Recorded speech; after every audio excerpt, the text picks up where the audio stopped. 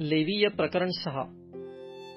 परमेश्वर मोशेला म्हणाला, कोणी परमेश्वराविरुद्ध विश्वासघात करून पाप केले, म्हणजे ठेव किंवा गहाण ह्यांच्या बाबतीत आपल्या शेजाऱ्याला फसविले किंवा लूट करून त्याला फसविले किंवा त्याच्यावर जुलूम केला किंवा कोणाची हरवलेली वस्तू सापडली असता तिच्याविषयी त्याने लबाडी करून खोटी शपथ वाहिली, अशा ज्या गोष्टी करून लोक पाप करीतात, त्यापैकी एखादी करून कोणी अपराधी ठरला, म्हणजे असले पाप करून दोषी झाला, तर त्याने लूट करून किंवा जुलूम करून जे घेतले असेल ते, किंवा आपल्या जवळची कोणाची ठेव बुडविली असेल ती, किंवा कोणाची हरवलेली वस्तू त्याला सापडली असून त्याने परत केली नसेल ती, किंवा ज्या एखाद्या वस्तूच्या बाबतीत त्याने खोटी शपथ वाहिली असेल ती त्याने पुरी भरून द्यावी.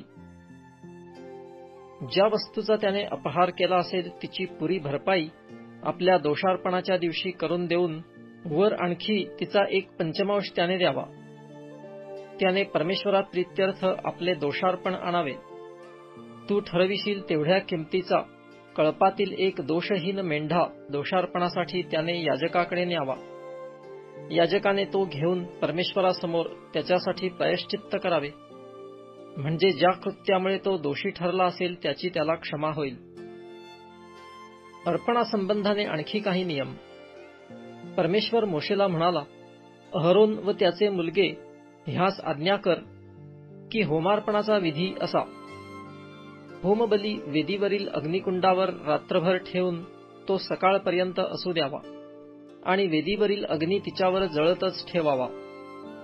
मग याजकाने आपला सणाचा झगा आणि चोळणा अंगात घालून होमबली अग्नीत भस्म झाल्यावर त्याची जी राख वेदीवर राहील ती काढून वेदी शेजारी ठेवावी. मग त्याने आपली वस्त्रे उतरून दुसरी घालावी आणि ती राख छावणी बाहेर एखाद्या स्वच्छ ठिकाणी न्यावी. वेदीवरील अग्नी तिच्यावर जळतच ठेवावा, तो विझू देऊ नये. याजकाने त्याच्यावर रोज सकाळी इंधने घालून तो पेटता ठेवावा आणि त्याच्यावर होमबली रचून शांत्यर्पणांच्या चरबीचा होम करावा.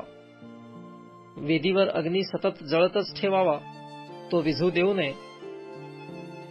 अन्नार्पणाचा विधी असा: अहरोनाच्या मुलांनी परमेश्वरासमोर वेदी पुढे ते अर्पावे.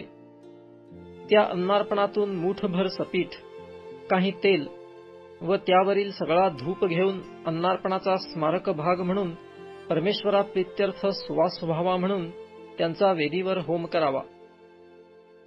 त्यातून जे उरेल ते अहरोनाने व त्याच्या मुलांनी खावे.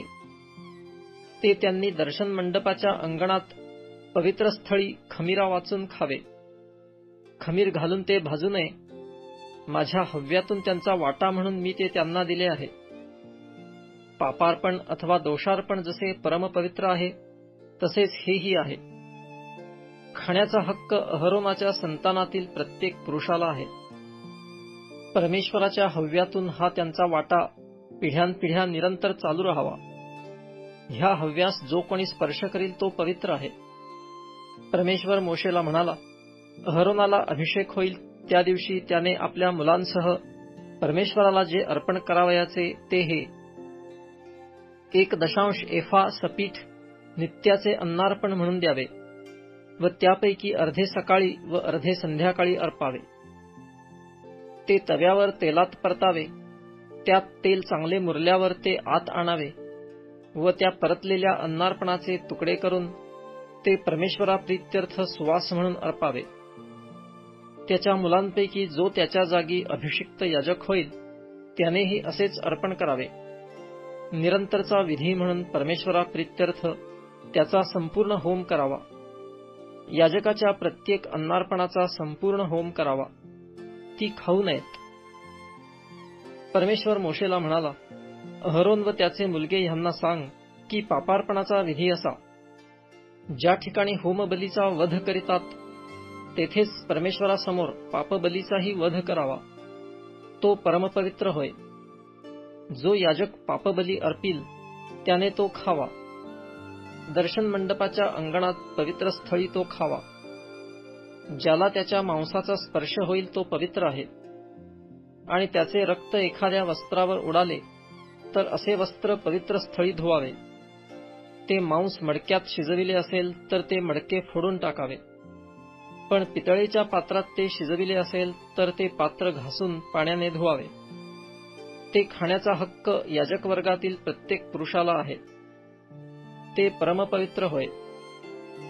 पण ज्या पापबलीचे काही रक्त दर्शन मंडपात पवित्र स्थानी प्रायश्चित्तासाठी आणतील त्याचे मांस खाऊ नये. ते अग्नीत जाळावे.